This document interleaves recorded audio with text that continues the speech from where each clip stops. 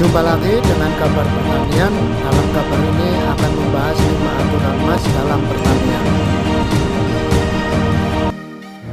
Dalam dunia pertanian memang banyak kesulitan dan tantangan yang dijumpai untuk mencapai kesuksesan. Di mana pertanian yang sukses adalah pertanian yang tidak dilakukan secara asal-asalan, melainkan harus dilengkapi dengan modal, yaitu ilmu pengetahuan budidaya tanaman.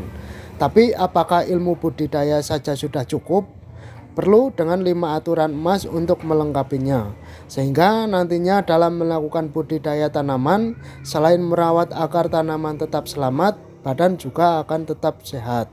Apa sajakah 5 aturan emas itu? Yang pertama, berhati-hati. Maksudnya di saat kita membeli pestisida, kita harus memperhatikan produk yang akan kita beli, yaitu memperhatikan kemasan, dan jangan mau menerima kemasan yang tidak utuh atau rusak.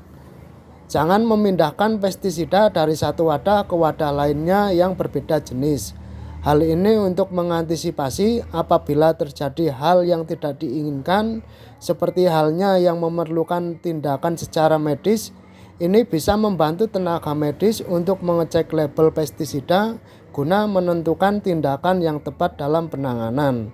Kemudian menyimpan pestisida sebaiknya dijauhkan dari makanan dan minuman agar tidak terkontaminasi oleh pestisida. Dan dalam penyimpanan pestisida sebaiknya di ruangan yang sirkulasi udaranya lancar. Yang kedua, memahami label.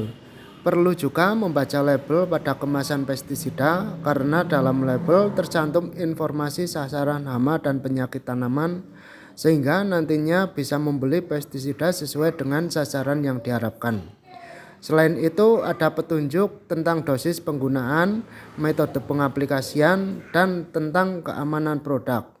Kemudian ada juga petunjuk golongan bahaya, saran keamanan, tata cara penyimpanan, prosedur P3K, dan anjuran bagi petugas kesehatan tentang cara penanganan jika terjadi keracunan.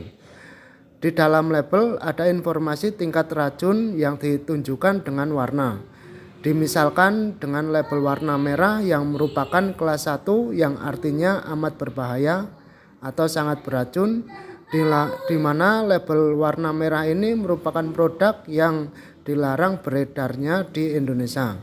Kemudian warna kuning merupakan kelas 2 yang berarti bahaya, warna biru merupakan kelas 3 yang artinya agak berbahaya, dan yang terakhir warna hijau adalah indikasi aman dalam penggunaan normal. Yang ketiga, menjaga kebersihan diri, karena pestisida bisa masuk ke dalam tubuh melalui kulit, mulut, dan pernafasan. Dihimbau dalam penggunaan pestisida agar dengan hati-hati, dan setelah menggunakan pestisida harus segera membersihkan badan, pakaian kerja, dan APD. Dan sebelum makan, minum, maupun merokok sebaiknya untuk bersih-bersih terlebih dahulu. Kemudian apabila kita terpapar pestisida melalui kulit, maka segera lepaslah pakaian dan bersihkan kulit yang terpapar dengan air bersih dan sabun.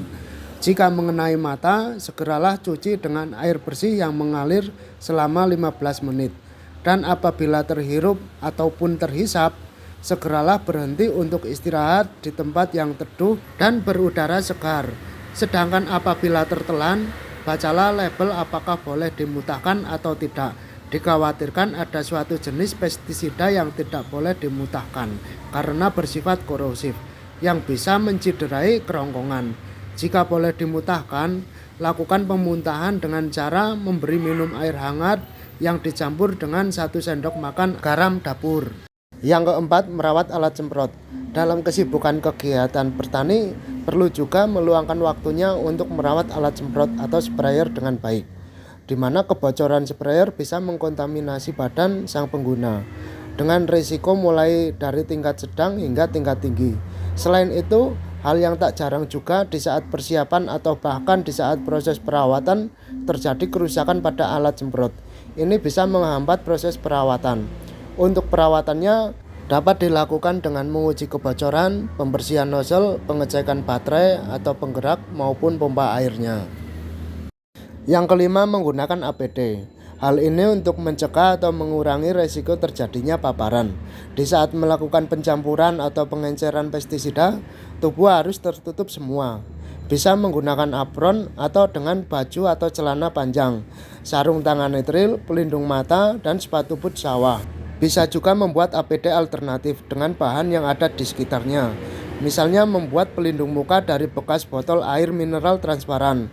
Untuk pelindung tubuh bisa membuat celemek dari karung plastik. Dan sebagai alternatif sarung tangan, boleh menggunakan kantong plastik. Nah, itu tadi merupakan 5 aturan Mas dalam pertanian. Semoga tanaman selamat, badan tetap sehat. Mudah-mudahan dengan video ini kita bisa sadar akan 5 aturan Mas pertanian. Mohon kritik dan saran dan dukungannya. Terima kasih.